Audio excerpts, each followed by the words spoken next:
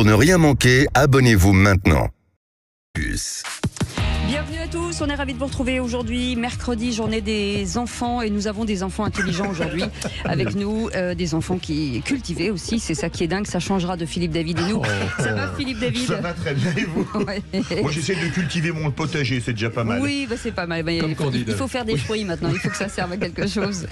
Merci en tout cas de nous accueillir régulièrement chez vous, vous êtes de plus en plus nombreux et merci de vous abonner à notre chaîne YouTube. Au sommaire de cette émission, c'est le jour J pour Emmanuel Macron. Aujourd'hui se tiennent les rencontres à Saint-Denis entre les chefs de partis politiques et le président de la République. Une initiative politique d'ampleur pour renouer le dialogue avec les Français. Le président s'est dit ouvert à toute tenue de plusieurs référendums, Philippe. Oui, plusieurs référendums qui pourraient même devenir un préférendum, c'est-à-dire un référendum à choix multiples, on va appeler ça comme il y a des questionnaires à choix multiples. Alors est-ce que pour vous, le référendum, ça peut faire revenir les Français aux urnes? Je rappelle que le référendum, c'était l'essence même de la Ve République originelle, celle du général de Gaulle. Vous voulez plus de référendums en disant ça va faire revenir les Français aux urnes, ou vous dites, on peut faire des référendums, mais ça ne les fera jamais revenir? Un seul numéro, le 0826 300 300. Et malgré ce qu'on disait hier sur le pessimisme dit français, vous êtes plutôt optimiste aujourd'hui. À 64%, vous dites oui au retour du référendum qui peut faire revenir les Français aux urnes. Et puis à 18h30, le coup de projecteur, c'est arrivé ce matin au Gabon. Quelques minutes après la réélection d'Ali Bongo, les putschistes ont déclaré à la télévision avoir renversé le président. C'est le 8e coup d'État depuis 2020, après le Soudan, le Niger. En tout cas en Afrique, l'Élysée a condamné le coup de force, Philippe. Oui, et surtout dans le précaré français, on sait à quel point c'est difficile pour la France au Sahel en ce moment. On l'a vu au Niger il y a quelques temps, on l'a vu au Mali, au Burkina Faso, des pays où la France a perdu des soldats pour lutter contre le djihadisme. Là, ce n'est plus le djihadisme, mais c'est le Gabon. Vraiment un précaré français où notamment le pétrole gabonais a été exploité par des compagnies françaises depuis des décennies. Alors est-ce que pour vous, la France a encore un rôle à jouer en Afrique, ou est-ce que la France-Afrique c'est définitivement terminé? Venez nous le dire au 0826 300 300. Et là, vous êtes beaucoup moins optimiste. Vous dites non à 87%. La France n'a plus aucun rôle à jouer en Afrique. Vous restez avec nous.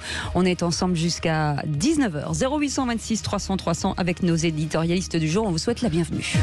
Les vraies voix Sud Radio. Avec Philippe Bigère, président de l'Institut de la Parole. Bonsoir Philippe. Bonsoir Philippe. Mon cher Cécile, mon cher Philippe. Vous êtes Rose Mango. Ah oui. Un peu de télé ce matin, donc on essaye de se faire un peu féminin. C'est très joli en tout cas, on vous souhaite la bienvenue avec le retour de... Je ne prête pas à confusion. Non, pas du tout. Et pourtant, ce ne serait pas très grave. Un coup à droite, un coup à gauche, c'est pas très grave. Olivier D'Artigol est de retour, chroniqueur politique. Bonsoir Olivier. Bonsoir, en cette rentrée. Bonsoir maîtresse Cécile, bonsoir au surveillant général Philippe. Ah bon. On voit que les rôles sont bien définis. C'est bien. Ces vacances, comment étaient-elles? Très bien. Très bien. Oui, ensoleillé. Ensoleillé? Oui. Ouais, ça se voit un petit peu. Oui. Ou alors vous mettez du fond de teint, mais bon, vous avez le droit, c'est aussi le... C'est deux à la fois. Jean Dorido est avec nous avec son fond de teint aussi. Jean Dorido, docteur en psychologie et créateur de l'application Zenfi. Bonsoir les amis. Bonsoir. Comment ça va, Jean? Ça va à merveille, je suis heureux de vous retrouver. Rosé, bronzé. Vous avez remarqué que les gens qui sont bronzés viennent toujours avec des chemises blanches. Mais... Ça, pour montrer que... Ça ressort, Ça fait de l'effet. oui. Franchement. Et donc vous êtes zen. Écoutez, je fais de mon mieux, voilà, Oui. pour le rester de plus en plus. Vous bien avez sûr. fait votre devoir des vacances, vous avez regardé aujourd'hui ce qui se passait sur les réseaux sociaux. Grave. Et vous avez écouté les verbatifs de nos politiques. Parce que je vous rappelle quand même qui c'est qui l'a dit. On va être encore. Il faut que vous soyez en forme. Faites attention, il y a Olivier D'Artigol. Je suis déjà Oui, sous mais- tension. Au moins, Olivier ne connaîtra pas les questions à l'avance. Voilà, c'est ça. Bam. Mais qu'est-ce que vous Je entendez? ne relève pas. Voilà, ça sent la fraude. Ça sent la fraude. Il y a du contentieux. Fini la tricherie. En attendant, Voilà, absolument. avant de prendre Nicolas de Saint-Clair-de-Rivière dans les Hauts-de-Garonne, j'ai eu peur. vous nous laissez des messages sur notre répondeur au 0826 300 300. On vous invite à en laisser parce que celui-ci est juste génial. Génial. Écoutez. Bonjour, Joël d'Indre. Je suis franco-suisse et j'en ai un peu marre de la qualité du tabac qu'on trouve ici, puisque je suis exilée dans ce pays en déconfiture qu'on appelle la France. Je suis d'origine valaisanne, contrebandière de père en fils et éleveuse de tabac de mère en fille. Donc je les connais, les voix. Eh ben je vais aller faire ça. Voilà, c'est ça. Merci pour votre message en tout cas. Continuez à nous laisser c'est joli accent. À nous laisser des messages au 0826 300 300. Il y a d'ores et déjà, enfin dorénavant en tout cas, on vous les diffusera. En tout cas, 0826 300 300, le même numéro. Nicolas est avec nous. Bonsoir Nicolas. Bonsoir Nicolas. Bonsoir. Vous n'avez pas d'accent, Nicolas. Comment ça va Nicolas? Pas content par rapport à la taxe foncière. Ah. Vous avez reçu la douloureuse. Aïe. C'est ça. Donc un peu quand on compare entre 2023, 2022, 2021, etc., on voit que les impôts augmentent. Augmentent de 8%. On nous avait dit que la taxe d'habitation, la suppression de la taxe d'habitation n'allait pas impacter la taxe foncière. Or c'est faux. Et on part du principe quand on a une taxe foncière, ça veut dire qu'on est propriétaire. Peut-être ça veut dire qu'on est riche aussi. Donc on a les moyens. C'est ça, ce qui n'est pas votre cas. Vous habitez une grande ville, Nicolas? Vous habitez une grande ville ou un petit village? Un petit village, mais avant j'habitais en région parisienne dans une grande ville. D'accord. Dans Val d'Oise. Ça représente quoi l'augmentation en euros? Ça représente quoi sur l'année? Moi, c'est à peu près 150 € à l'année, donc ça fait à peu près 8%. Ah oui, mais le problème, c'est que quand on regarde le détail, on voit que la commune prend que 3%. La taxe d'ordures ménagères pour avoir les mêmes poubelles, c'est 15%. Donc voilà, mais le pire, c'est pas ça. Moi, c'est la taxe GEMAPI. Je sais pas si ça vous parle. Allez-y. Rappelez-nous. Alors moi, ça va augmenter de 50%. Mais que vous ayez un truc à la montagne, à la mer ou en ville, vous regardez, elle y est, c'est une taxe. C'est un impôt facultatif lié à la gestion des milieux aquatiques et des préventions des inondations. Ah oui. Donc c'est au cas où il y a des inondations. Donc c'est un impôt facultatif qu'on vous impose. Alors là, pour m'expliquer, facultatif et obligatoire, sur un risque d'inondation où il n'y en a pas. Donc, il faudra... quand on a ça, plus 50%, donc on critique souvent la taxe foncière, c'est le maire. Le maire, il augmente que 3%. Oui, mais là, le maire n'y est pour rien. On va faire réagir... Enfin, si Bruno Le Maire, il est peut-être pour quelque chose. C'est peut-être ce maire-là, oui. Philippe Bilger, on avait dit qu'il n'y aurait pas d'augmentation d'impôts. Quelque part, si. Oui, mais qui pouvait croire à cette promesse? Moi, j'espérais. Ah oui, bien Vous êtes sûr. vraiment naïf. Mais notre auditeur est légitimement indigné. Vous me rappelez son prénom? Nicolas, pardon.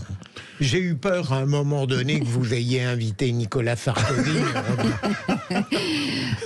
Jean Dorido, vous avez reçu votre douloureuse, vous aussi? C'est-à-dire qu'effectivement, contrairement à Nicolas, je ne suis pas propriétaire, vous voyez, je suis un pauvre locataire, donc je ne suis pas concerné. En revanche, si Nicolas monte un club des surtaxés, eh bien je prendrai ma carte, parce qu'en tant que psychologue indépendant, je paye de l'URSSAF, je paye de la retraite à la CIPAV, je paye des taxes dans tous les sens, avant impôt, et c'est un fait que c'est le principe des taxes, c'est extrêmement douloureux, et en même temps, c'est un fait, c'est une réalité. On a envie quand même d'avoir des services publics. Nicolas parlait du ramassage des ordures, de toutes ces choses-là. C'est un fait, je paye les ordures ménagères dans mes locations, et c'est vrai que ça coûte très cher. L'impôt est bien sûr un sujet. Le consentement à l'impôt passe aussi par le service rendu, les politiques publiques, ça vient d'être dit. Mais c'est vrai qu'en cette rentrée, inflation alimentaire, inflation sur les fournitures scolaires, carburant, énergie, taxes foncières, bien évidemment, tout ça s'accumule et casse le discours officiel. Vous restez avec nous dans un instant. On fait une petite pause juste après la pause. Le réquisitoire du procureur, on parle de quoi, Philippe Bilger? Vous me le rappelez. Oui, je vais vous le dire. Vous voulez parler du consensus?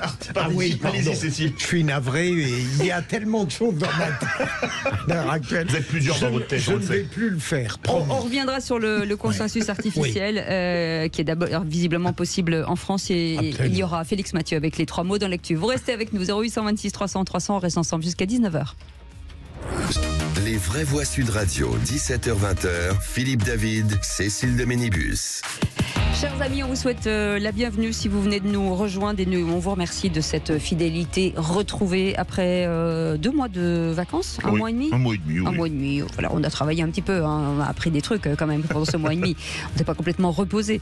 Philippe Bilger est avec nous aujourd'hui, Olivier D'Artigol, chroniqueur politique. Re-bienvenue, Olivier D'Artigol, et Jean Dorido, docteur en psychologie et créateur de l'application Zenfi. Et vous, au 0826 300 300, dans un instant, Félix Mathieu, les 3 mots de l'actu seront... Putsch, Galets et Lune. En attendant, c'est le réquisitoire du procureur.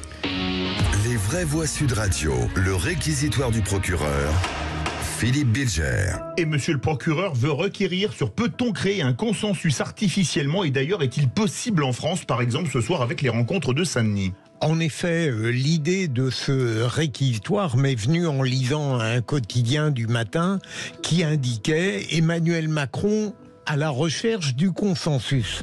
Et il est évident, à mon sens, je prends un pari que ce soir, malgré les plateaux repas et les échanges qui vont durer 8 heures, il n'y aura pas de consensus. Chaque parti aura le droit d'exprimer ce qu'il pense. Et donc, le consensus, s'il peut exister, ne peut venir qu'à la suite d'un projet qui rassemble véritablement sur des thèmes essentiels l'ensemble de la classe politique.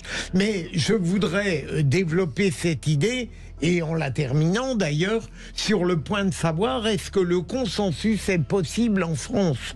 Est-ce que nous avons un climat démocratique qui permettra un jour un consensus sans que la personne qui le propose soit suspectée de manipuler et sans que ceux qui l'acceptent soient en quelque sorte soupçonnés de trahir? C'est quelque chose qui pose un problème en France. Il a existé il y a quelques mois un très large consensus dans le pays concernant le rejet de la réforme des retraites qui était proposée, sur la nécessité de parler du travail, de le modifier et d'aller vers une réforme plus juste, ce à quoi Emmanuel Macron n'a pas répondu. La journée qui est organisée ne permettra pas, en effet, le procureur a raison, le consensus. 3 questions sont évoquées: les enjeux internationaux, la République, faire nation après le plateau repas. Qui peut imaginer, au regard des participants autour de cette table, qu'il pourra s'en dégager une feuille de route commune?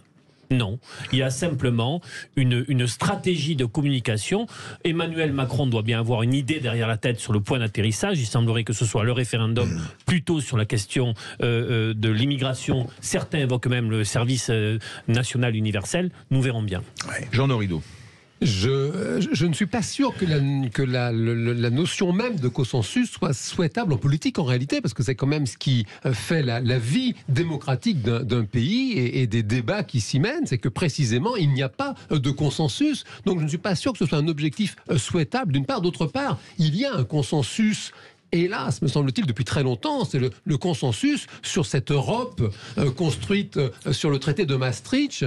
Il n'y a plus aucun mouvement politique qui souhaite que la France retrouve sa souveraineté. Et ça, c'est un vrai problème. Déjà, Philippe Seguin le disait à l'époque de l'UMP et du PS, ce sont 2 détaillants qui se fournissent auprès du même grossiste qu'est l'Europe. Et je ne suis pas sûr que ce consensus-là, précisément, donne quelque chose d'intéressant pour la vie politique française. Donc non, il me semble que c'est plutôt bon qu'il n'y ait pas de consensus pour que précisément il y ait des idées qui s'opposent et que le plus grand nombre l'emporte. Est-ce qu'on va avancer, c'est à force? Je voudrais apporter un peu de complexité malgré la finesse de la pensée de Jean Dorido.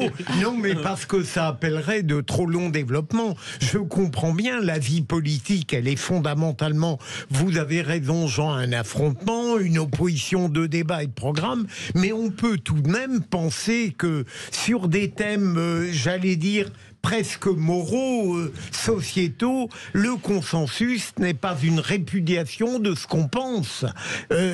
Vous avez une conception très guerrière de la vie politique.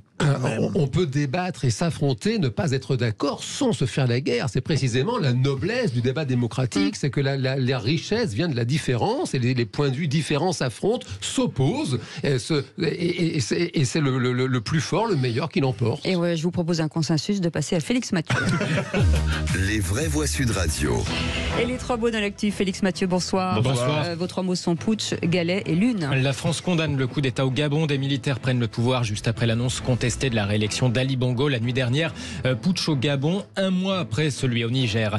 Un touriste français arrêté en Sardaigne avec 41 kilos de galets dans sa voiture. 500 à 3000 euros d'amende, ça fait cher tout de même le souvenir. Et puis si vous levez les yeux au ciel cette nuit, vous verrez peut-être une super lune bleue. Elle se rapproche de la Terre comme rarement et ça ne devrait pas se reproduire avant 2037. Les vraies voix Sud Radio.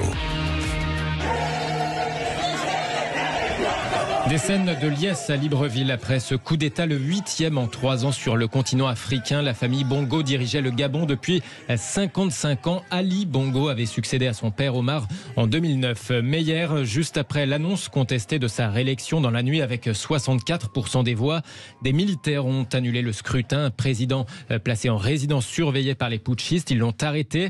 Ils ont arrêté l'un de ses fils également avant de justifier leur coup d'État à la télévision nationale sur la chaîne Gabon 24. L'organisation des échéances électorales n'a pas rempli les conditions d'un scrutin transparent, crédible et inclusif. À cela s'ajoute une gouvernance irresponsable, imprévisible, une dégradation continue de la cohésion sociale, risquant de conduire le pays au chaos. Ce jour, les élections générales du 26 août 2023 ainsi que les résultats tronqués sont annulés. Les frontières sont fermées jusqu'à nouvel ordre. Toutes les institutions de la République sont dissoutes. Depuis une vidéo du président mis à la retraite, Ali Bongo a été publiée sur les réseaux sociaux ces dernières heures. I'm calling you to make noise, to make noise. Really. En anglais, il appelle ses partisans à faire du bruit et encore du bruit. De son côté, la France, ex-puissance coloniale, dit condamner ce putsch. Nous rappelons notre attachement à des processus électoraux libres et transparents, déclare le porte-parole du gouvernement français. Coup d'État au Gabon, un mois après celui au Niger. Merci Félix Mathieu, on en reparlera à 18h30 avec les vraies voix et cette question du jour. La France a-t-elle encore un rôle à jouer en Afrique? Et pour en parler, Charles Malinas, ancien ambassadeur de France de Centrafrique, sera avec nous. Le deuxième mot. Un touriste français a été arrêté en Sardaigne avec 41 kilos de galets dans sa voiture. Ah, la Sardaigne et ses plages magnifiques, tellement magnifiques que certains touristes, veulent ramener des souvenirs. Les autorités sont même obligées de les surveiller, ces touristes, pour éviter de voir leurs plages se faire dépouiller, se faire piller, dépouiller de tout leur sable, de leurs cailloux, d'autant que, notre touriste français, disons qu'il n'avait pas fait semblant. Bah oui, s'était pas contenté de ramener un petit bocal de sable sous le manteau. Non, 41 kilos de galets sardes retrouvés par les douanes dans son coffre alors qu'il s'apprêtait à reprendre le ferry vers le continent. Alors oui, pour ce pillage, il risque 500 à 3000 euros d'amende. Autant vous dire que pour lui, la Sardaigne, c'est comme Capri. J'espère qu'il aura fait galette.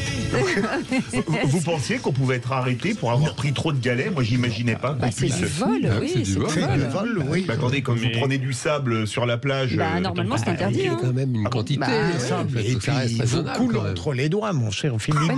Et c'est que l'Italie a dû légiférer sur ce sujet il y a quelques années parce que ça devenait un problème, vu que leur plage et leur sable étaient réputés, ça devenait un vrai problème. Les gens venaient se servir, ramenaient des gros souvenirs, parfois plusieurs kilos, et ça devenait embêtant. À Paris, n'importe quoi. En France, une plage en France où les gens, il est interdit de ramener du sable parce qu'à force, il n'y avait plus de sable. C'est-à-dire qu'on se couche sur la terre. Enfin, il n'y a pas de terre en dessous de sable. Mais ce que je voulais dire, c'est que si tout le monde fait ça, c'est terrible. Qu'est-ce qu'il y a? C'est une bonne question. C'est la question de demain. Il faudrait creuser pour voir. Ce sera le coup de projecteur des vraies voix. Allez, le troisième mot est lune. Elle va être grosse comme rarement ce soir dans le ciel. Une super lune bleue, phénomène rare. Ça arrive assez rarement, tous les 10-20 ans. Après cette nuit, ce sera en 2037 quand même. Faudrait être patient. Donc c'est cette nuit si vous les regardez. Concrètement, notre satellite naturel ne sera pas bleu, même si ça s'appelle comme ça, mais il sera plus gros que d'habitude, car en fait la Lune ne fait pas un cercle quand elle tourne autour de la Terre, plutôt un ovale. Or là, elle va être dans sa position la plus proche de la Terre, à seulement 357 000 km de nous et des poussières. En plus de ça, ce sera la deuxième pleine lune de ce mois d'août. minutes. Tout ça fait qu'on va avoir une très grosse lune dans le ciel ce soir. Alors pour la voir, il faut être dans la zone où il y a le moins de lumière possible, éviter toute pollution lumineuse. Donc vous avez un bois. On ne sera pas proche de vous alors. Non. Ça vous fait rêver comme ça de voir la lune très grosse, etc. Vous savez que Paul Éluard avait dit, on l'avait cru fou, la lune est bleue comme une orange. La Terre, mon cher Philippe. La lune. Ah non, la Terre est bleue comme une orange. La Terre. La Terre, que c'est la Terre. Oui, la Terre. Ouais. Donc j'avoue, j'avoue c'est dur, mais bon. Mais c'était joli quand même. Vous regardez le ciel souvent ? Oui, je suis assez contemplatif, moi. C'est vrai ? Oui, j'aime bien. J'ai mes petits moments. J'aurais pensé que vous étiez plutôt les journaux. La grande ours, la petite ours, tout ça. Oui, j'aime bien. Je pensais que vous étiez plus pragmatique. Il faut en effet être dans un environnement où on n'a plus cette pollution lumineuse. Oui, permanente. Donc ça, il faut le profiter. Allongé sur un transat la nuit, déjà il n'y a personne sur la plage, donc vous êtes peinard. Mais du coup, regarder le ciel, je trouve ça très poétique. Oui, c'est vrai. Mais on peut faire d'autres activités dans ce cas-là. Ah oui. Qu'est-ce qu'il a en ce moment? Sur une plage à 2 ou 3. On dirait une baraque à frites. Je me suis trompé d'émission. Philippe Bilger, Brigitte Lahaye, c'est de 14h à 16h. Je pensais qu'Olivier était pragmatique. Écoutez, en tout cas, merci beaucoup Félix Mathieu, vous nous avez fait rêver. Merci. Dans un instant, Michel Cotta sera avec nous et on lui posera la question justement sur les référendums. Après l'échec cuisant du référendum de 2005, est-ce que la plaie est encore ouverte? Est-ce que justement cette proposition de référendum peut faire revenir en tout cas les Français aux urnes? C'est une vraie question qu'on posera. Et vous voulez en parler, 0826 300 300, c'est les vraies voix Sud Radio avec Philippe Bilger aujourd'hui, avec un spécialiste du cerveau, de nos pensées, Jean Dorido, et avec un spécialiste politique, bien entendu, Olivier d'Artigol. Et vous, on vous attend. Allez, à tout de suite. Les vraies voix Sud Radio, 17h-20h, Philippe David, Cécile de Ménibus.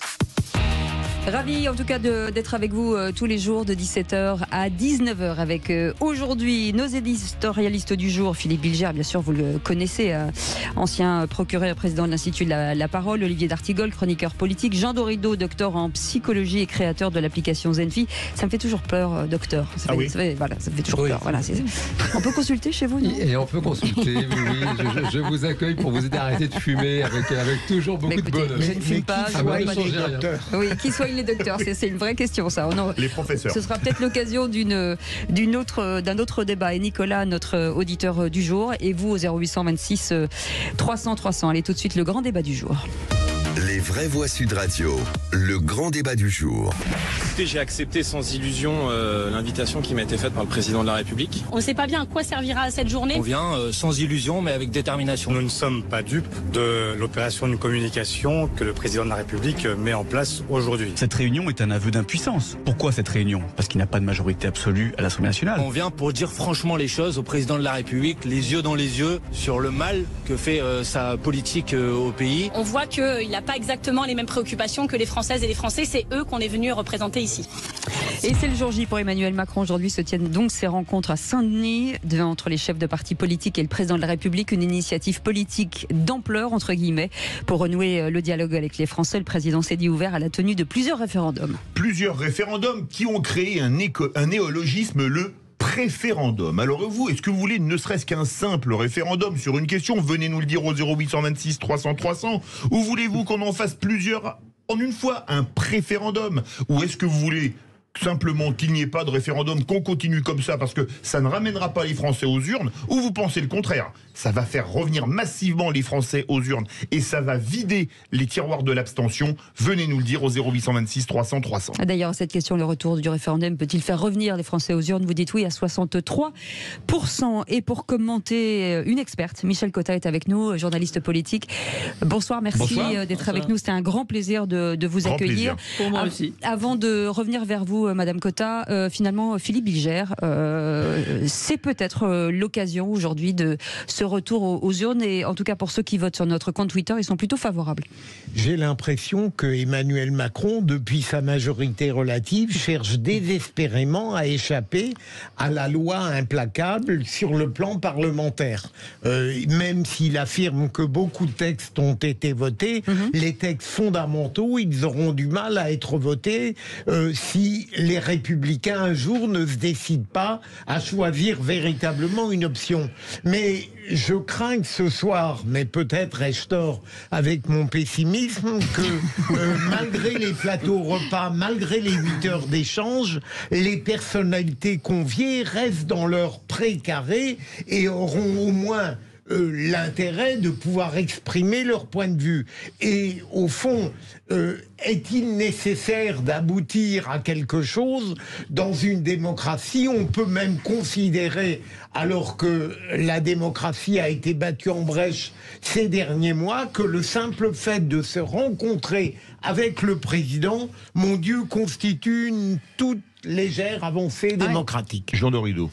C'est-à-dire qu'il y a cette expression qui dit chat échaudé craint l'eau froide, et c'est un fait, vous l'avez très bien rappelé, il y a eu ce fameux référendum de 2005 sur la Constitution européenne, les Français ont dit non, ça avait surpris toute la classe politique de l'époque, et la réalité c'est que le Parlement, dans la foulée, a validé des traités, notamment le traité de Lisbonne, pour finalement mettre en place cette Constitution que les Français avaient refusée, et donc c'est un fait qu'il y a depuis une espèce de désamour, vous l'avez dit, des Français pour les urnes, ils votent de moins en moins, les jeunes ne votent plus, il n'y a plus que les personnes âgées pour aller aux urnes, et j'ai pas le sentiment qu'un référendum sorti comme ça d'une pochette surprise puisse changer quoi que ce soit à ce sujet. Olivier d'Artigol. Nous verrons bien, on vit en effet une crise démocratique, parlementaire, il n'y a pas de majorité pour le président. On voit bien qu'il y a dans le pays l'attente d'une respiration justement démocratique. Rappelez-vous, les Gilets jaunes avaient évoqué ce référendum d'initiative populaire. Il y a donc une aspiration. Le RIC, ils avaient référendum d'initiative citoyenne, mais après le RIP, mais qu'on ne peut au final, pas atteindre, et les conditions à rassembler sont telles que c'est inaccessible, hors de portée de main. Donc on voit bien qu'il y a là quelque chose qui ne se réalise pas. De Gaulle, après 68, retourne aux urnes, puis il actionne le référendum en 69. Là, nous verrons bien ce que donne la séquence qui s'enclenche, mais pour un référendum, encore faudra-t-il s'entendre sur le sujet. Oui, c'est ce que et la manière d'instruire et de provoquer un beau débat dans le pays sur ce sujet. Sur l'immigration, ça ne peut être, d'après moi, qu'un projet de loi, qu'un texte, et non pas une seule question au regard de la complexité du sujet. Je lis dans la presse ce matin un observateur assez attentif qui nous parle peut-être d'un référendum sur le service national universel. Mais ce n'est pas une attente prioritaire aujourd'hui dans le pays. Donc on voit bien qu'il y a là quelque chose qui va certainement avoir du mal à atterrir. Michel Cotta, on parle de déni de démocratie depuis des mois. Référendum est une réponse, peut-être? Encore que je ne pense pas que le 49.3, moi, soit un déni de démocratie. Je pense que c'est inscrit dans la Constitution, que tous les premiers ministres s'en sont servis, que tous les présidents s'en sont servis, certains plus que d'autres, évidemment. Enfin, je ne pense pas que ce soit anticonstitutionnel et antidémocratique. Bon, ceci étant, la question du référendum, on voit bien qu'il y a deux préoccupations pour un président. C'est effectivement, le sujet. Si c'est un sujet trop extérieur, comme le service national, au fond, c'est pas une revendication des Français. Même la fin de vie, par exemple, parce qu'on parle aussi d'un référendum sur la fin de vie, on n'a pas l'impression que ce soit la préoccupation. Donc il faut à la fois que ce soit dans les préoccupations des Français, et à la fois que ça n'entraîne pas obligatoirement un vote négatif pour le président de la République. Mais est-ce que c'est justement pas un cache-misère de dire on va faire un référendum sans parler véritablement des sujets, en disant finalement on avance sur ce que vous vouliez vous? Entre nous, c'est pas un cache-misère, parce que c'est pas obligatoire. On leur dit pas, on fera sûrement un référendum. D'abord, on discute. Au fond, c'est pourquoi vous voudriez que le gouvernement, sur quoi vous voudriez que le gouvernement s'engage, que le gouvernement fasse. Alors évidemment, le problème, c'est on sait très bien qu'il y a une extrême gauche qui dit immédiatement pouvoir d'achat, et les autres au contraire, et aux retraites, et les autres au contraire qui disent immigration. Or, sur tous ces sujets, ça demande quand même une sérieuse préparation et pas un texte écrit en 5 minutes sur un coin de table. inacceptable. Avant de redonner la parole aux vraies voix, Michel Cotta, une question. Est-ce que plutôt que le référendum pour faire venir les gens aux urnes, c'est pas la question posée dans le référendum? Je vais prendre un exemple. Le référendum sur la Nouvelle-Calédonie, il y a eu un taux de participation extrêmement bas, alors que sur le TCE, en 2005, il y a eu un très fort taux de participation. Oui, beaucoup de choses dépendent de la question, en effet.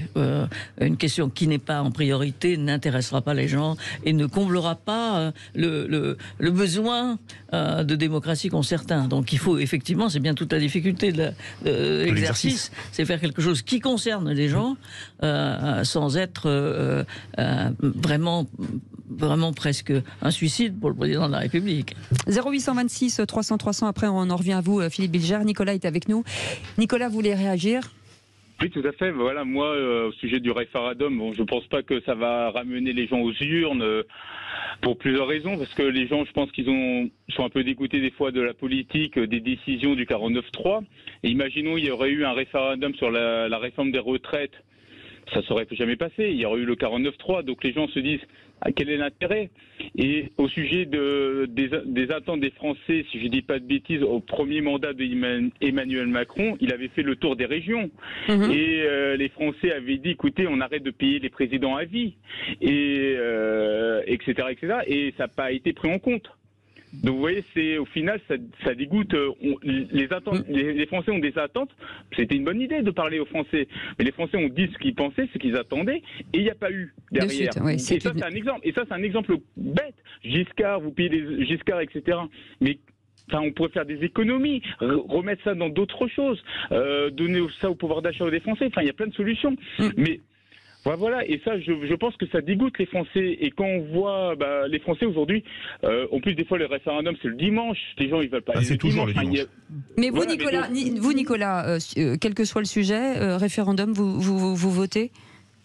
Moi, personnellement, quand il y a les élections, j'y vais maire, présidentielle, je vais toujours voter. Il y aurait référendum, non, je sortirai pas de chez moi. Même si c'était une question très intéressante. Et même si c'est une question très intéressante comme la réforme des retraites, ça peut être très intéressant, mais au final ça aboutit à quoi? À rien. C'est vrai qu'on connaît la réponse. Elle est passée d'ailleurs. De toute façon, c'est passé. C'est pas nous qui décidons, malheureusement. Oui. On est des petites personnes. Vous me mettez par exemple référendum sur les policiers s'ils ont le droit de tirer. C'est un exemple bête. En cas de refus d'obtempérer. Moi, qu'on vous dise oui ou qu'on vous dise non, on n'a pas le dernier mot. De toute façon, c'est la loi. Après, il y a une loi qui va être rédigée, etc. On n'est rien. Je suis désolé. Restez avec nous, Nicolas. Philippe Bilger. Dans le micro, Philippe. Est-ce que vous ne croyez pas que l'ombre illustre de De Gaulle a profondément perturbé la suite? C'est-à-dire que les présidents ordinaires, en quelque sorte, ont très peur de mettre en œuvre des référendums parce qu'on leur reprocherait, s'ils le perdaient, de ne pas partir. Oui, c'est tout à fait, c'est le problème. C'est qu'effectivement, le référendum de 69, la preuve, c'est qu'on s'est demandé si pour le général de Gaulle, il n'était pas, lui, volontaire pour s'en aller, en quelque sorte. Donc, mais c'est vrai que depuis, on a vu un référendum avec Jacques Chirac, justement, où il n'a pas engagé sa responsabilité. Alors, on a le choix, au fond, dans des référendums peu importants, ou qui touchent peu les gens, et dans lequel le président n'engage pas la responsabilité, ou des référendums très importants dans lesquels toute la politique est concernée, et dans lequel donc le président doit mettre en jeu sa respabilité. Olivier d'Artigol, pardon, c'est pas un peu trop tard, parce qu'on a entendu la demande du référendum depuis 6 mois sans que personne ne bouge, et tout à coup ça sort du chapeau. Non, mais on est dans un moment où la défiance vis-à-vis de la politique a atteint des sommets, où la défiance vis-à-vis du pouvoir est aussi élevée, sans qu'une alternative crédible ne s'installe réellement. Mais Emmanuel Macron a une responsabilité. Il n'a cessé, par exemple, de dire « je suis le camp de la raison » et de renvoyer le débat politique en disant « les extrêmes ne sont pas une solution ». Mais il avait aussi dit quelque chose de juste, pour le coup, qu'il fallait une respiration à mi-temps du quinquennat.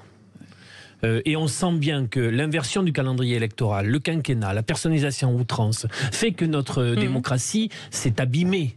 Et qu'il faudrait en effet, à mi-temps, un moment permettant de ressusciter une appétence, un appétit, si ce n'est de politique, en tout cas de vision, de projet.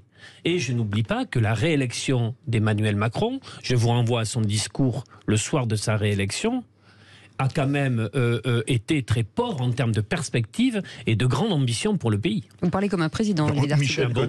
Michel Cotta, pour réagir, Olivier D'Artigol.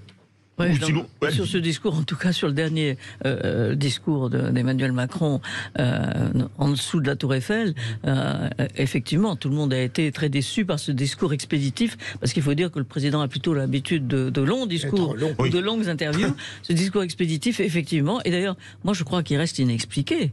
Moi, personne ne m'a encore dit, et on ne fait pas le chef de l'État, qu'est-ce qui s'était passé dans sa tête ce jour-là pour qu'il soit si rapide. C'est vrai. Donc on est d'accord là-dessus. Maintenant, le référendum, vous dites, ça fait 6 mois qu'on en parle. Oui, mais enfin, il faut un minimum de temps pour un référendum. Et puis, il y a des choses qui ne peuvent pas passer dans un référendum parce que c'est la politique elle-même gouvernementale. Par exemple, on voit mal comment les retraites auraient pu passer. Parce que tout le monde, d'ailleurs, tous les présidents de la République ont fait des retraites qui n'ont pas des réformes sur la retraite qui n'ont pas suffi. Mais tous en ont fait parce que ça va dans le même sens. Je voudrais vous poser une question courte avant de donner la parole à Jean Dorido, Michel Cotta. L'absence de respiration qu'a décrite Olivier D'Artigol, est-ce que c'est pas un effet du quinquennat? Parce qu'à l'époque, avec le septennat, il y avait des législatives au bout de 5 ans et on partait en cohabitation ou on continuait. Tout ça ramène au quinquennat et aux difficultés d'un quinquennat. Faire une élection à mi-terme, c'est comme eux, ils le font tous les 2 ans. Ils sont habitués. À mi-terme, tous les 2 ans et demi, c'est vraiment beaucoup. Alors qu'effectivement, le septennat permettait au peuple de s'exprimer. Bon, ceci étant, c'est un peu différent parce que c'était la gauche contre la droite, c'était frontal. Alors, c'était beaucoup plus facile que maintenant. Ça va plus dilué. D'ailleurs, ça va revenir. Ça revient. Ah bon, c'est la saison prochaine, ça revient, c'est ça? Jean Dorido.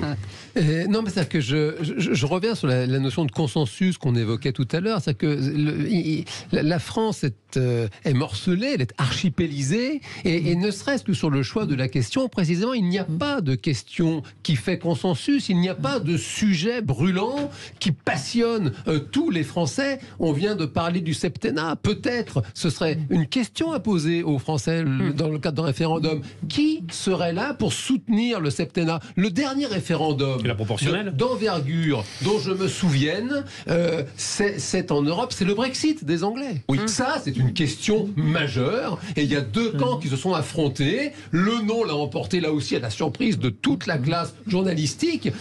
Aujourd'hui, cette question-là serait posée en France. Quelle politique serait là pour soutenir le camp du non? Il n'y en a pas. Donc c'est-à-dire qu'on est dans une espèce de vacuité terrible d'une classe politique, quelle que soit, je dirais, l'orientation, qui n'a pas de projet à proposer aux Français. Il n'y en aurait pas. Vous êtes sévère, parce qu'il y en a. Parce qu'il y en a, ne serait-ce que la réforme des retraites, c'est un projet, malheureusement, qui déplaît à tout le monde. C'est une question technocratique. Enfin, je n'ai pas le sentiment que ça passionne. Je crois pas qu'un enfant aujourd'hui dise, moi, plus tard, je veux me battre sur la réforme des retraites, si vous voulez. Ils étaient tous dans la rue. Il y avait des gosses de 18 ans dans la rue qui disaient qu'ils étaient contre la retraite. Ça m'a beaucoup étonné d'ailleurs, mais c'était le cas. Vos collègues analystes, experts, politologues et autres expliquaient à ce moment-là que la mobilisation n'a pas été si massive que ça pour les retraites. Il y a eu tout le monde dans les rues, certes.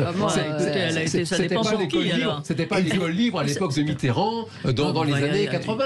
Il y a eu un exemple comme ça. Et Michel Cotta, vous avez totalement raison. On a même été étonné que les jeunes s'investissent à ce point pour une retraite.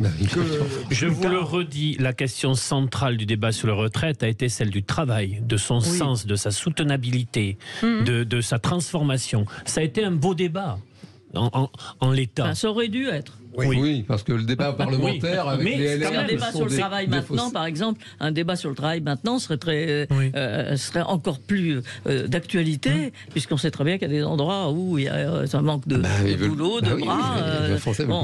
Pour le coup, là, c'est un beau débat, le travail. Mais sur les pas soumis au référendum. Pardon, Michel Cotta. Sur les 3 tables rondes qui sont prévues dans le programme, en tout cas d'Emmanuel Macron, l'international, les institutions, l'autorité de l'État. Quelle est pour vous aujourd'hui la priorité sur ces 3 thèmes, Philippe Bilger? Moi, évidemment, je voudrais quitter le registre de l'ancien avocat général qui aurait tendance à parler de l'autorité de l'État.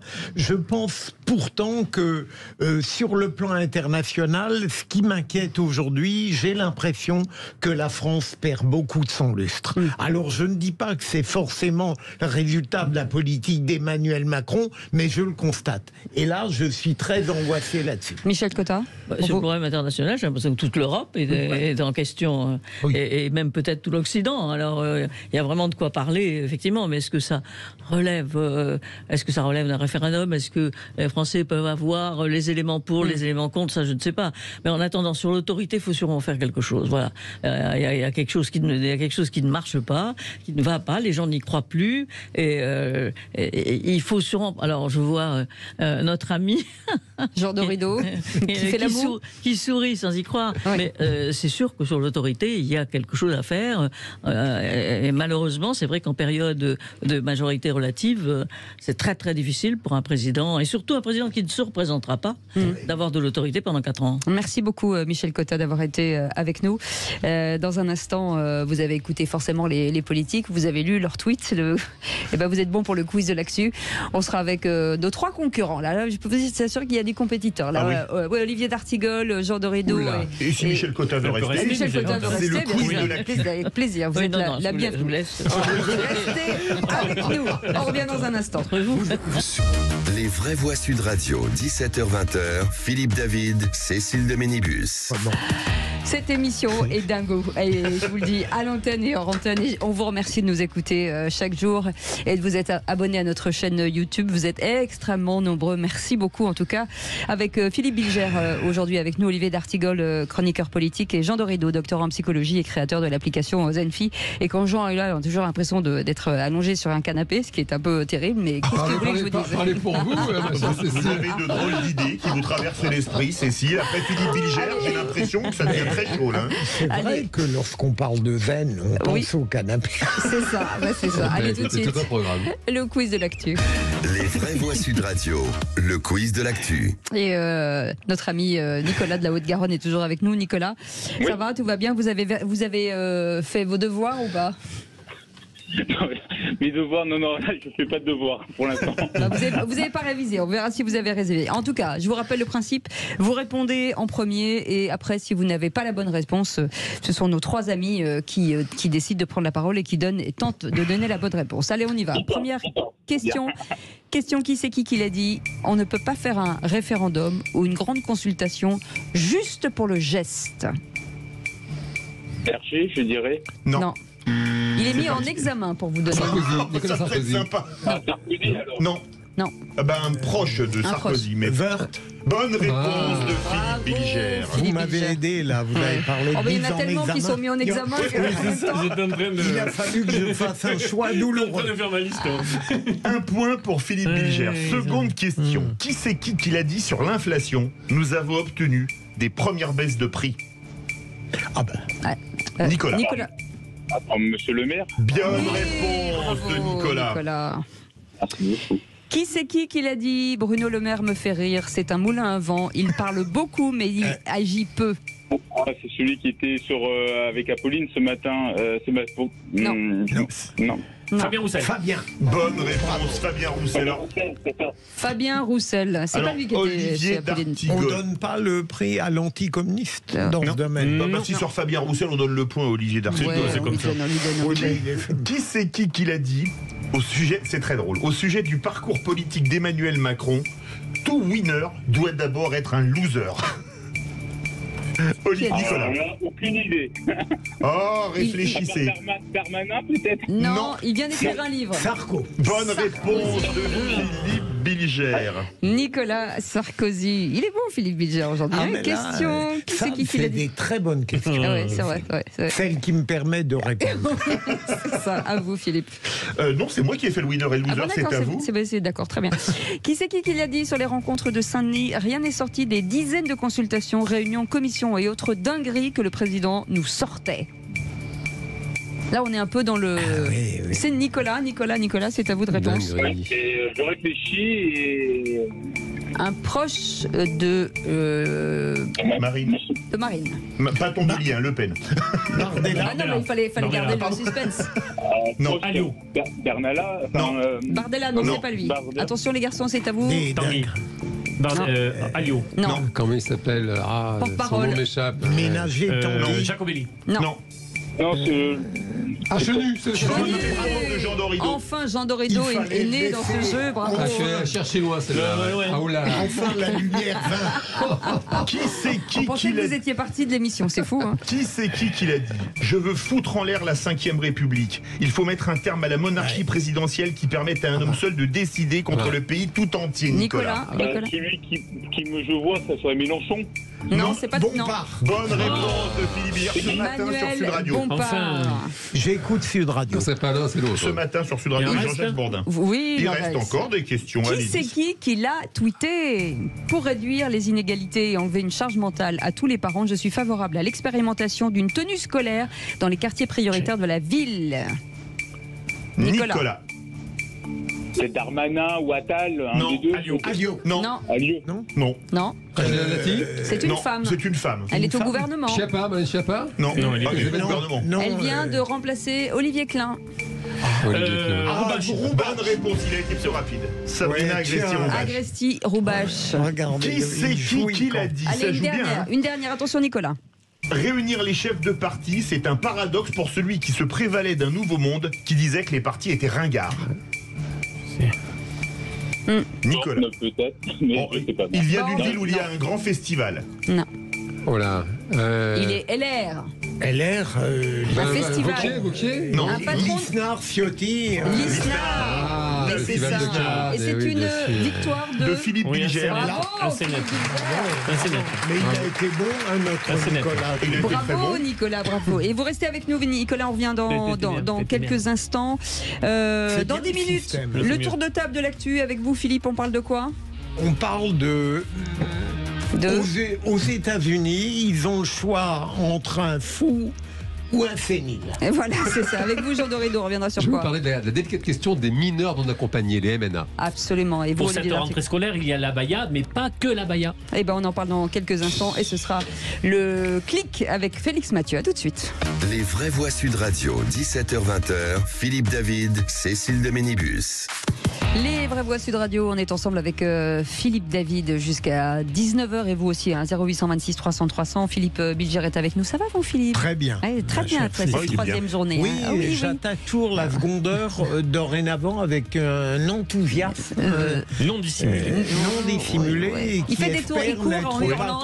C'est super. J'espère n'être pas contredit. C'est fondamental pour moi. Et ça c'est dirigé vers Jean Dorido, bien entendu, docteur en psychologie et créateur de l'application Zenfi. Vous nous observez un petit peu? Vous faites des trucs sur nous en disant lui il est plutôt comme ci, comme ça ou... Mais écoutez, sans plus, je sais qu'il y a une espèce de mythe comme ça sur l'idée que les psychologues seraient toujours en train d'analyser les uns les autres. Et en fait, non, je fais ça au job. Je m'en contrefiche. Et encore, non, je reste nature. Ouais, alors que mais Jean, vous m'aviez pourtant dit qu'Olivier posait des problèmes.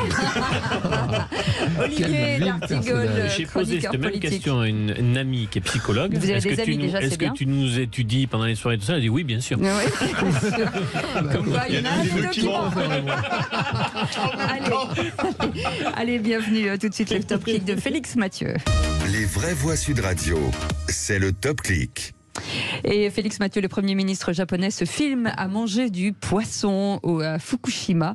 En tout cas, du poisson de Fukushima. Et il assure que c'est délicieux. Et oui, une vidéo bien mise en scène sur les réseaux sociaux pour promouvoir les produits de Fukushima et de sa région.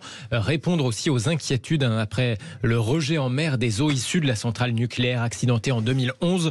Suite à ces rejets d'eau en mer, la Chine a mis en place des restrictions. Alors qu'à cela ne tienne, le Premier ministre japonais Fumio Kishida est passé à table avec 3 de ses ministres.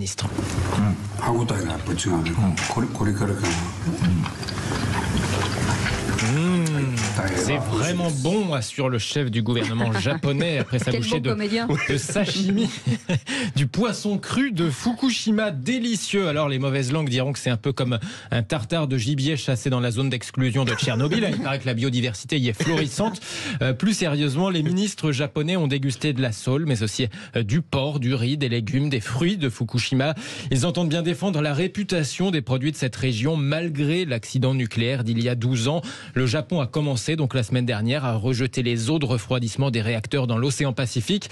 Ça inquiète et ça déplaît beaucoup aux Chinois. Mais bon, grosso modo, le Japon et les autorités du nucléaire assurent qu'en fait, c'est suffisamment dilué dans la mer pour éviter tout danger, que ce soit pour l'environnement ou pour la santé humaine. Alors, bon appétit. Bien sûr, Philippe Bilger. Ils sont prêts à tout faire, ces Japonais.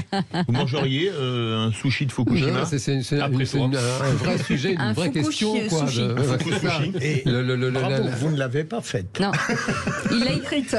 Moi, je lui ai interdit de le dire. Olivier d'Artigol? Non. Mais tout ça est très préoccupant. Quand même. Oui, ultra préoccupant. Oui. Vous avez ouvert la bouche pour dire juste non, tout ça est préoccupant. C'est intéressant. Je peux exprimer une fois par émission un peu de gravité. Ça peut être préoccupant et délicieux. Ouais. Oui. Cette prise de parole, Olivier, elle était passionnante, je vous le dis. Magnifique. À vous. Autre sujet, le trafic de drogue fait encore une jeune victime, cette fois-ci à Béziers. Un homme de 21 ans a succombé à ses blessures à l'hôpital après une fusillade la nuit dernière dans le quartier de la Devèze à Béziers, près d'un point de deal. Il était connu de la police pour trafic de stupéfiants. Un autre jeune homme de 18 ans a été blessé dans la même fusillade. Parmi les nombreuses réactions, celle notamment du député de l'Hérault, Patrick Vignal, sur Twitter. Il écrit « L'argent de la drogue pourrit notre jeunesse ». Oui, elle pourrit notre jeunesse partout. Le 21 août à Nîmes, un gamin de 10 ans mourait dans la voiture de son oncle par une balle perdue de Kalachnikov. Son oncle, âgé de 28 ans, était grièvement blessé. Il avait reçu 3 balles. Dans la nuit du 23 au 24, donc 2 jours plus tard, c'est un homme âgé de 18 ans qui tombait sous les balles, toujours dans le quartier de Pisevin à Nîmes. Dans la nuit du 25 au 26, un jeune de 17 ans, malheureusement bien connu pour trafic de stupes, est aussi tombé sous les balles, mais dans les quartiers nord de Marseille. Hier soir, c'est à Béziers qu'un jeune homme de 21 ans est tombé sous les balles, dans le quartier de la Devèze, quartier qui est comme Pisevin et les quartiers nord, un quartier connu pour être gangréné par la drogue. 4 morts en 9 jours sous les balles des trafiquants, 4 morts dont la moyenne d'âge est de 16 ans et demi. Mais ne vous inquiétez surtout pas, l'insécurité n'est au mieux qu'un sentiment, au pire qu'un fantasme. Quand est-ce qu'on regarde la réalité en face? Ouais, Philippe Bilger. C'est terrible. Et si je peux parler... Je me souviens, il y a quelques années, quand Robert Ménard, et Dieu sait que c'est un volontariste, j'avais vu ce qu'il faisait dans le centre-ville, c'est remarquable, et je lui parlais de ce quartier de la Devèze. Il m'a dit, c'est très difficile, je n'y arrive pas. Ouais, c'est toujours l'insécurité aujourd'hui dans beaucoup de quartiers, et de plus en plus en ruralité, Jean Dorédo. C'est-à-dire que c'est vraiment le fléau de la drogue et des sommes faramineuses que ça génère. Et c'est vrai que la France, les pouvoirs publics ont laissé s'installer depuis très très longtemps une espèce de criminalité qui devient aujourd'hui une mafia. En réalité, on a des personnes qui sont armées avec des armes lourdes, des armes de guerre, qui ont des moyens exceptionnels, absolument inouïs. Le cinéma s'en est emparé, des films comme Bac Nord, comme Chouf, comme Un prophète de Jacques Audiard, on voit bien qu'il y a... C'est-à-dire qu'aujourd'hui, on n'a pas envie d'être pessimiste, à dire qu'il est trop tard. Toutefois, ça paraît difficile d'envisager une solution pour sortir de ces bandes mafieuses ultra riches qui ont les moyens de se payer beaucoup d'armes. Et on entend souvent à tort, Olivier d'Artigol, des gens finir par dire, vous savez quoi, quand ils s'entretuent entre eux, c'est tant pis pour eux. On arrive là, souvent. On l'entend, mais il y a des morts égrenées, donc c'est une hécatombe par Philippe à l'instant. En 9 jours. Oui, qui sont membres de gangs, de bandes, mais il y a aussi les victimes collatérales, ô combien. Et il y a surtout des centaines de millions de personnes qui vivent dans ces des populations, dans ces quartiers populaires, qui vivent l'enfer au quotidien. Donc il faudra quand même faire monter la question du retour d'une police de proximité. En fait, elle a été testée que 18 mois, puis elle a été interrompue alors qu'on commençait à obtenir des résultats. Pour ça, il faudrait qu'ils soient formés, Olivier. Oui, il faut, bien sûr. Ces trafics s'installent là où il n'y a plus rien. Dans quelques minutes, dans 10 minutes, le tour de table de l'actu. Philippe, on parle de quoi avec vous? Alors les États-Unis n'ont pas de chance, ils auront à choisir entre un fou et peut-être un sénile. Voilà. Avec vous, Jean Dorido. Le gouvernement vient de lancer une enquête flash sur la question des MNA, les mineurs non accompagnés, les mineurs étrangers isolés et dans notre pays. Les chiffres sont édifiants. Hein. Oui. Et Olivier d'Artigol? On parlera de pénurie de profs, pénurie de bus scolaires, pénurie en cette rentrée scolaire sur des questions très précises. Et on regardera ce qui fait du bruit sur les réseaux sociaux avec Félix Mathieu. On revient dans un instant. Les vraies voix Sud Radio, 17h-20h, Philippe David, Cécile de Ménibus. Bienvenue les amis, on est à l'antenne chez Philippe Bilger. Je le dis ça, je ne dis rien. Philippe Bilger est avec nous aujourd'hui. Voilà. Olivier d'Artigol, chroniqueur politique. Jean Dorido, docteur en psychologie et créateur de l'application Zenfi. On peut la télécharger encore là? On peut plus la télécharger. Non, là pour le moment on ne peut plus. On va renouveler l'offre et c'est en cours. D'accord, donc il faut que j'arrête d'en parler. Bon, on va en parler différemment. Programme de méditation Zenfi. Vous n'êtes jamais chargé vous-même, mon cher. Non, jamais, toujours clean. Eh bien écoutez, on en parlera plus tard, hein, on fait comme ça, on en parlera l'année prochaine. Allez, restez avec nous tout de suite, le tour de table de l'actu des vraies voix. Oh, dites, je vais envoyer les actualités, vous venez les voir dans la cabine? Je vais vous raconter une histoire pas banale. Et vous me racontez pas votre petite journée? On a assez perdu de temps comme ça. Le tour de table de l'actualité. Et on démarre par Philippe Bilger avec ce triste USA où les choix possibles entre un fou et un sénile. Alors j'ai un peu forcé le trait, ma chère Cécile, Philippe. On peut dire que Joe Biden a des oublis, des amnésies qui sont un peu gênantes. Des ratés, et qu'il confond les pays, parfois les personnalités. Ça n'est pas dramatique pour le commun des citoyens, même aux États-Unis, mais pour celui qui a annoncé qu'il allait se représenter, ça peut poser un problème. Et ça n'est pas l'offenser que dire qu'il a quelques accès de sénilité. Sur Donald Trump, c'est beaucoup plus gênant parce que je suis persuadé, et ça n'est pas fulgurant d'originalité, que tout ce qui va lui tomber dessus sur le plan judiciaire, même en 2024, va en réalité conforter la conviction délirante de ses partisans qu'il est le meilleur. Et on pourrait parfaitement se retrouver au moment suprême entre un Joe Biden et un Donald Trump, et c'est tout de même un peu triste pour les États-Unis. Jean Dorido. C'est-à-dire que ça pose la question fascinante de la santé mentale des grands dirigeants. Et là, c'est un fait que quand vous regardez à l'heure actuelle et puis aussi dans l'histoire, Staline était paranoïaque au dernier degré. C'était quand même le patron. Si on prend la photo de Yalta, il n'y en a pas un qui est bien. Des plus grandes puissances du monde. Churchill était maniaco-dépressif et alcoolique au dernier degré. Et on pourrait continuer la liste comme ça à l'envi. Elle est longue. Et oui, c'est une réalité. C'est vrai que c'est un peu anxiogène de se dire que les grands dirigeants de ce monde ne sont pas les personnes psychologiquement les plus équilibrées, loin s'en faut. Ouais. Philippe, allez-y. Bien sûr.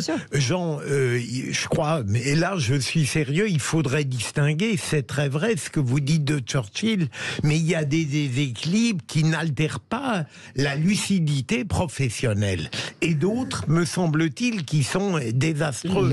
Ici, il n'y a personne qui ne puisse pas parler en totale connaissance de cause. Olivier d'Artigol.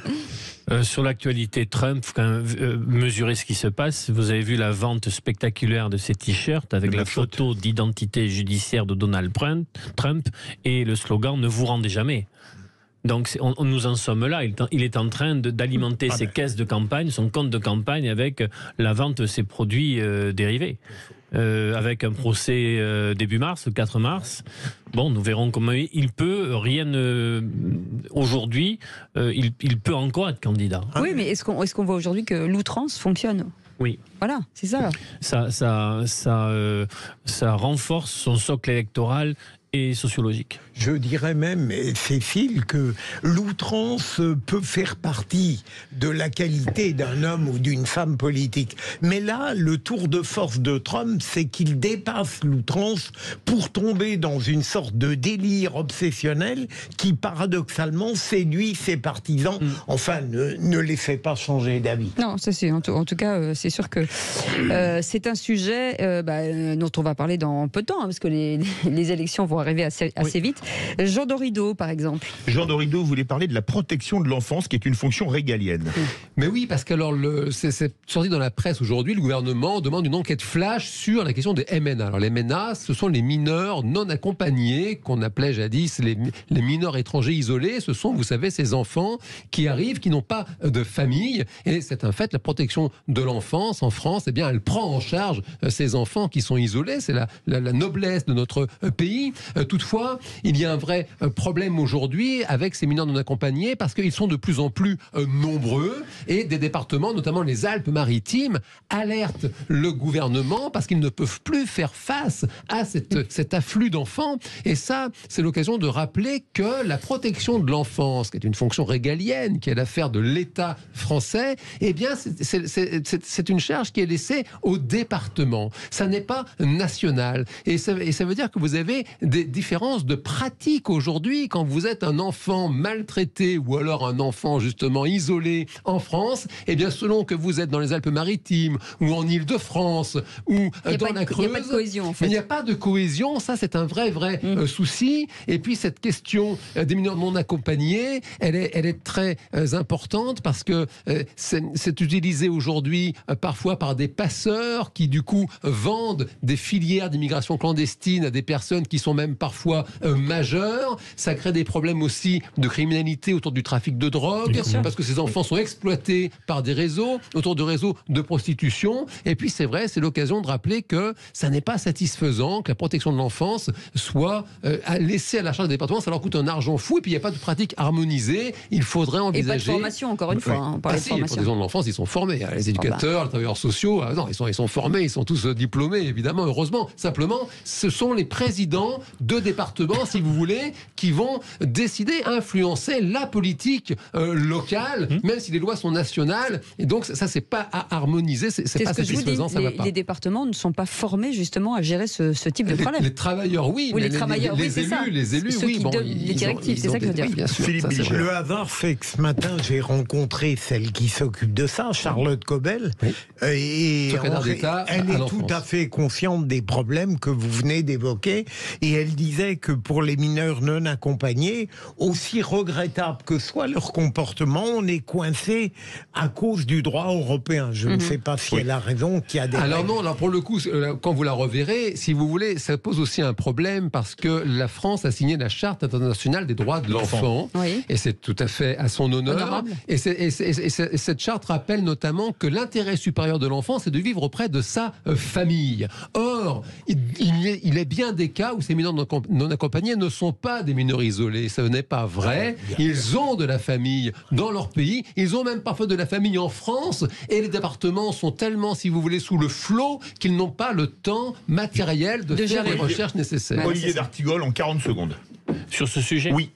Les départements n'ont pas à gérer les mineurs isolés. Ils ne le peuvent c'est pas. Pourtant ce qu'ils font. Oui, non, mais je le sais.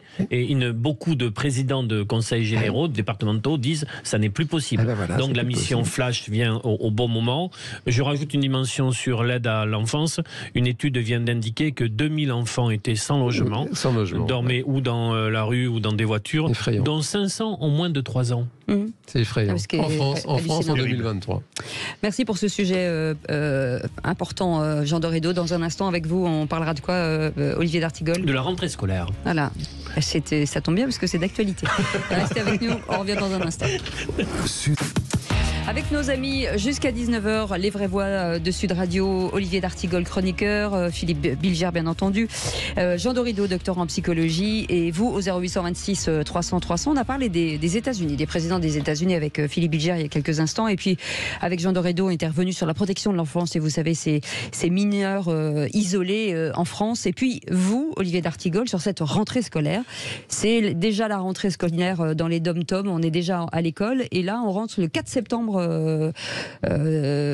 cours en métropole. Oui, au cours des derniers jours, on a beaucoup évoqué l'abaya et il fallait le faire pour réaffirmer le principe de laïcité, mais cette actualité a un peu écrasé un certain nombre de questions dont il faut évoquer l'existence et la réalité.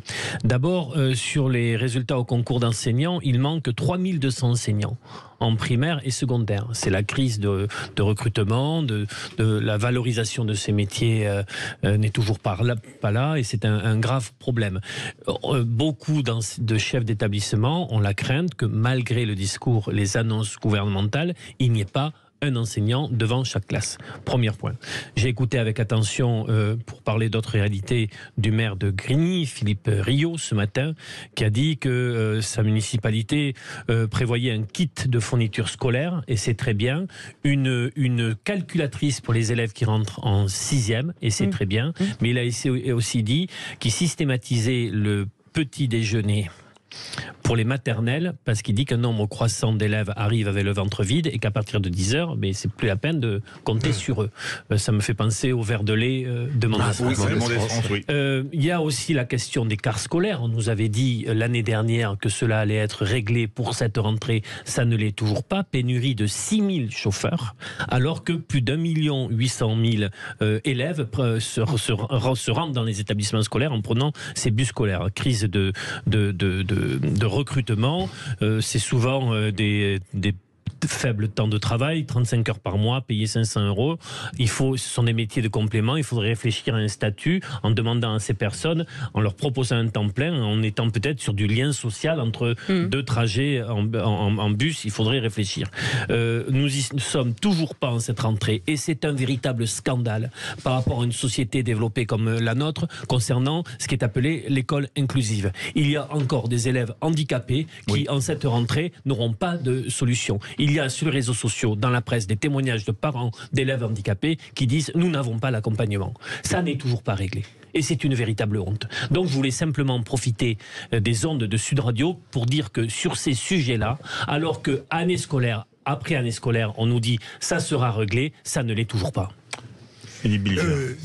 Olivier a tout à fait raison et je m'incrimine moi-même peut-être. Est-ce que j'attache trop d'importance à des mesures fortes comme l'abaya et que je néglige profondément ce qui continue à aller très mal, un peu comme l'hôpital d'une certaine manière où on avait fait un remarquable constat mais où semble-t-il rien n'a été changé, et pour l'école il me semble que c'est encore plus grave. Jean de Rideau.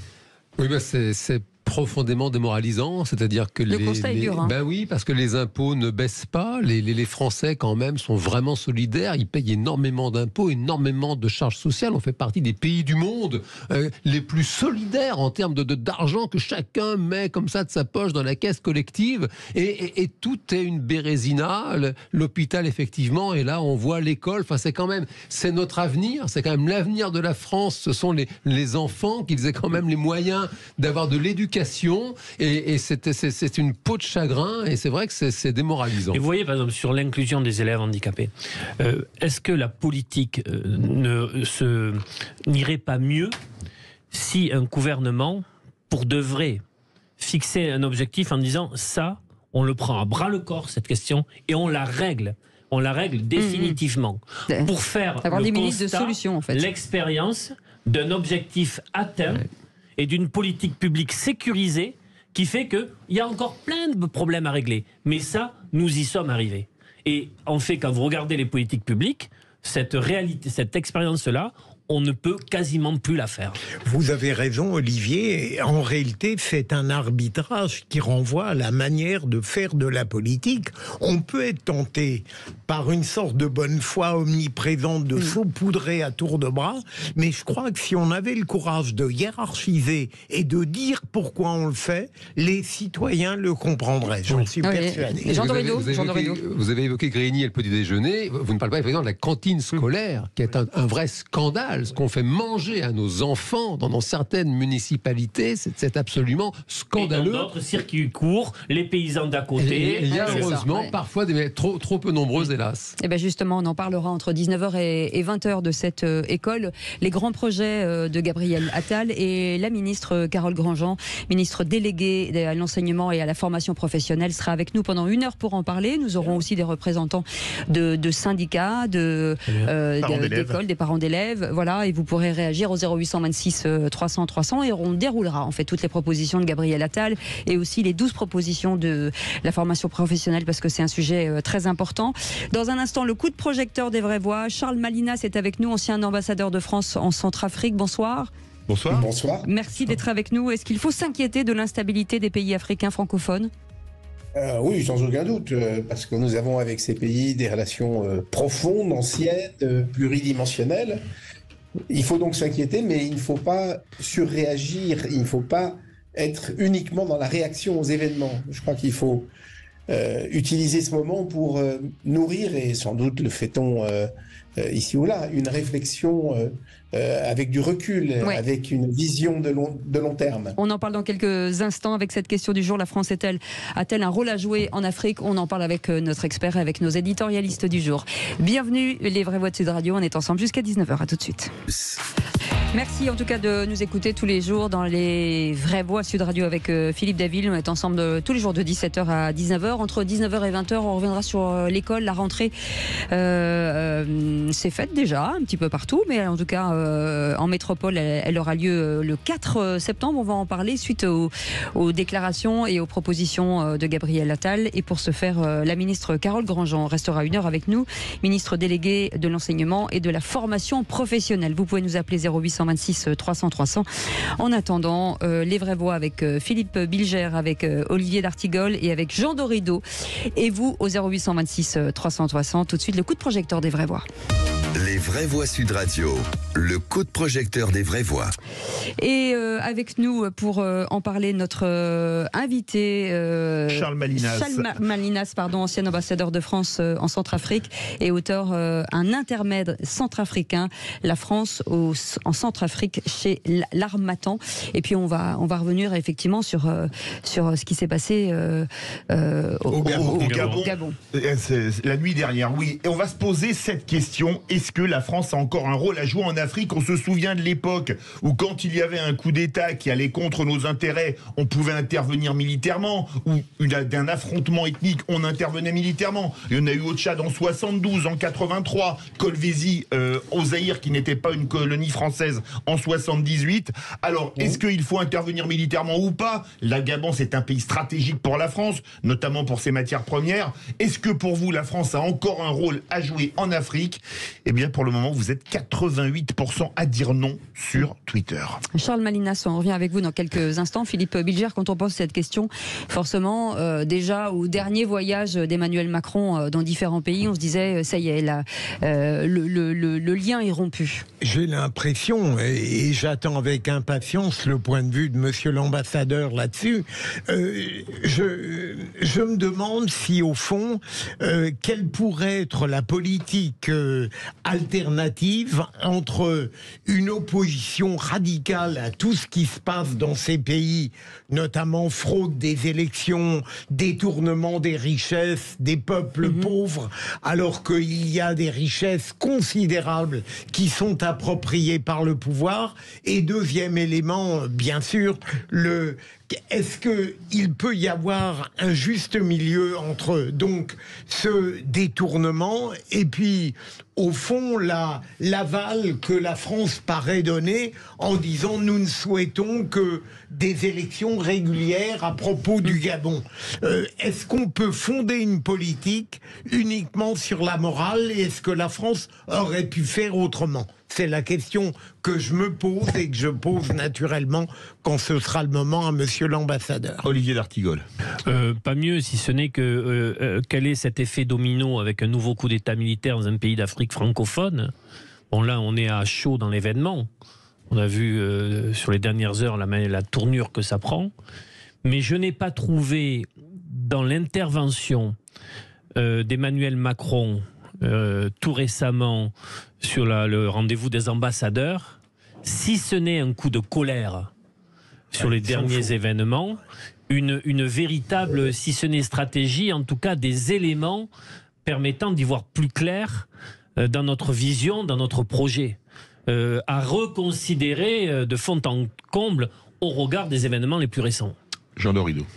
Oui, non, là aussi, c'est une peau de chagrin, quoi. C'est-à-dire qu'on a le sentiment que ces relations privilégiées entre la France et l'Afrique, elles ne font que se dégrader, se déliter d'année en année, de plus en plus, et le sentiment qu'il n'y a pas encore eu de réponse politique satisfaisante, quels que soient les gouvernements successifs qui ont été aux commandes, je dirais. Charles Malinas est avec nous, ancien ambassadeur de France en Centrafrique. Monsieur l'ambassadeur, est-ce que finalement, quand on a vu différents putschs ces derniers mois, est-ce que celui-ci était prévisible ? Oui, alors après coup, on peut toujours prévoir et vous aurez toujours une bonne âme pour dire que c'était prévisible. La question n'est pas là. Ce qui se passe aujourd'hui au Gabon, c'est le produit comment dirais-je, d'une gouvernance qui va à volo, d'une forme de dictature entre guillemets, mais surtout l'installation pendant des années, des dizaines d'années d'une famille au pouvoir dans un pays, sans tenir compte de la volonté de la population. Bien. Et comme la France a contribué à cette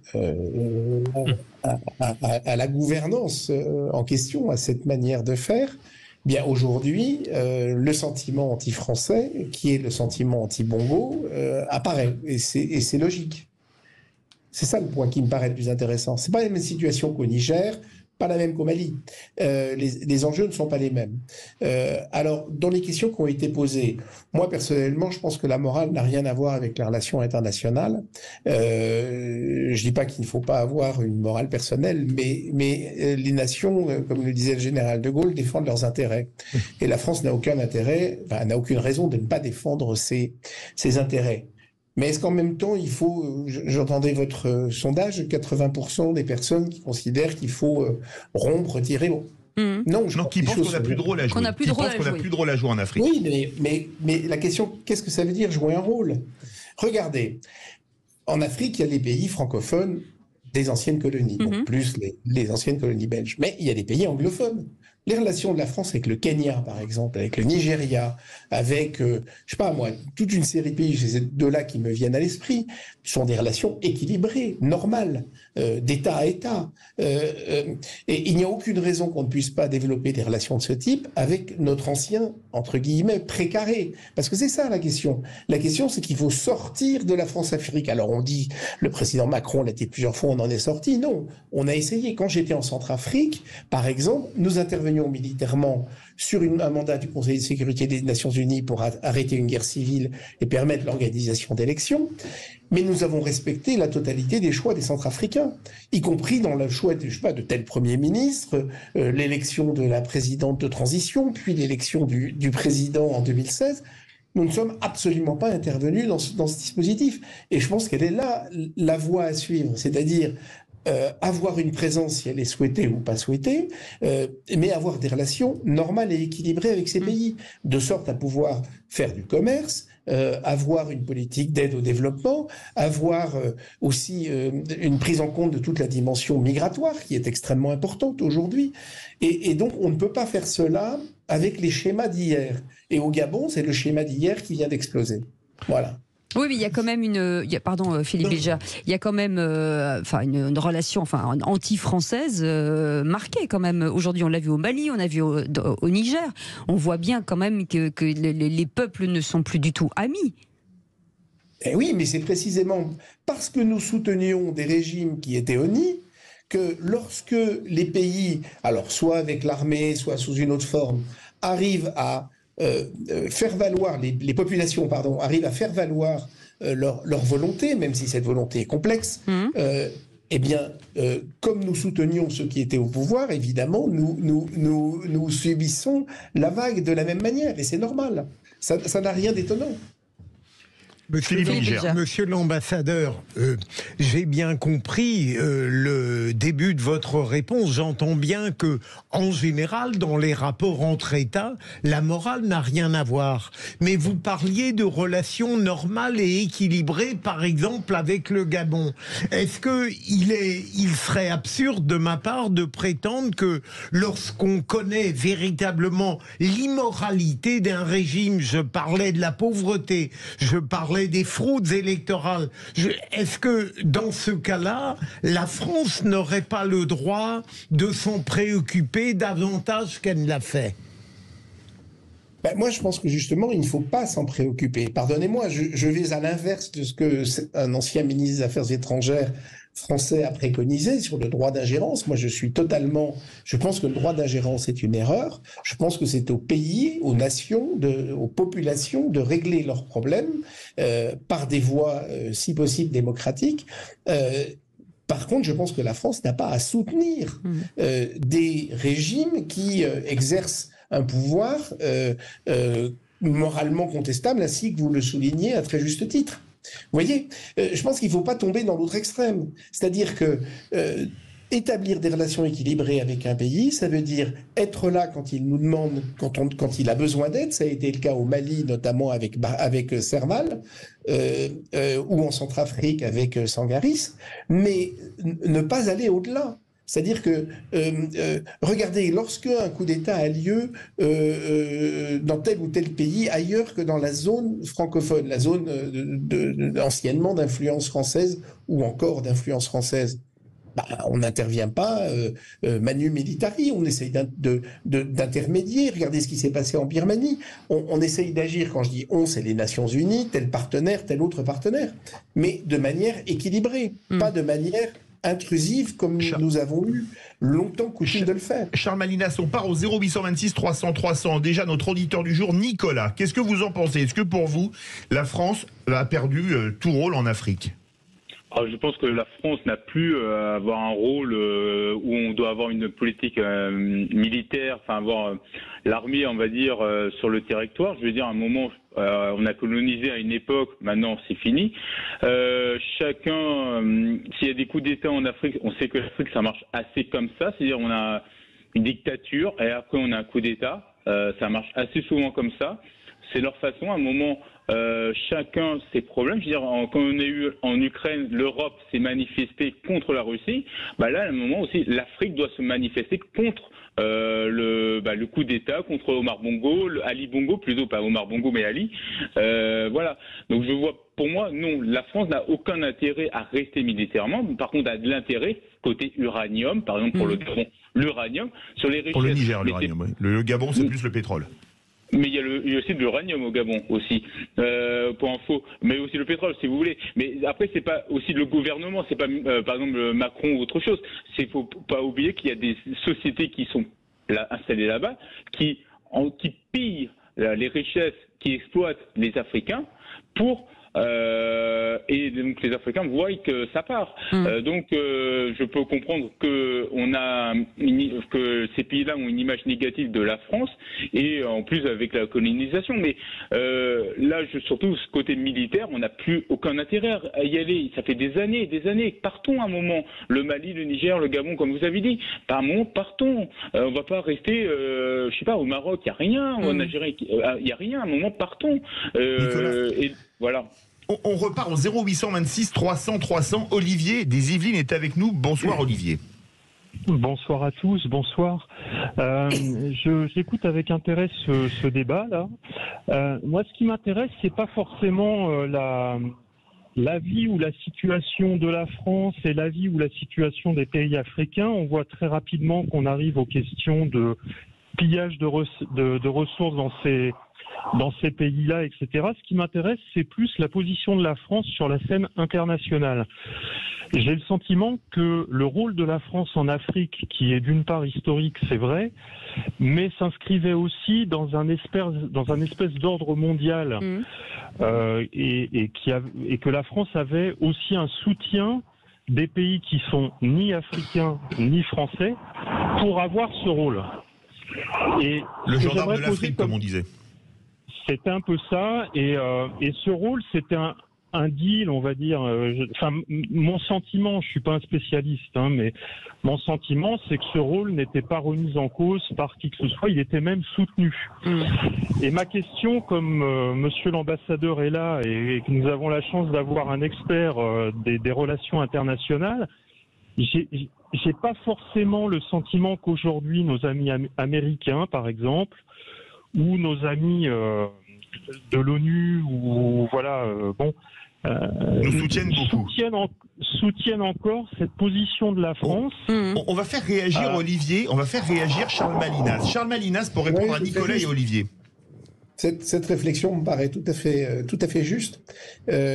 Les partenaires internationaux confiaient à la France en quelque sorte une espèce de mandat d'agir sur ce terrain-là, même s'ils aidaient. Mais enfin, et d'ailleurs en particulier au Niger, les Américains étaient et sont toujours très présents. Mais effectivement, ces mouvements actuels font bouger ces cartes-là. Mais d'une manière générale, les cartes bougent énormément. Parce que regardez, on parle beaucoup de l'entrée de la Russie avec son bras armé Wagner. Mais la Chine est extrêmement présente en Afrique. On parle de pillage par la France. Moi, je suis pas sûr que la France pille. En revanche, je peux vous assurer que la Chine pille littéralement les matières premières dont elle a besoin, et en particulier agricoles, en achetant, et éventuellement à vil prix, des millions d'hectares en Afrique. Les États-Unis se redisposent, l'Allemagne se redispose. Les choses sont en train de bouger. C'est pour ça qu'il faut, et je pense que votre réflexion est tout à fait juste, la France doit se poser la question de la manière dont elle va agir avec les pays africains. Moi, j'aime pas dire l'Afrique dans son ensemble, parce que regardez, c'est pas toujours simple, mais les relations avec l'Algérie, le Maroc, la Tunisie ne sont plus empreintes de cette inégalité qui marque encore les relations avec certains pays comme le Gabon, je sais pas, ou d'autres que nous avons nommés. Alors, je rappelle quand même que le Gabon est la 8e destination des investissements français, économiquement parlant. Oui.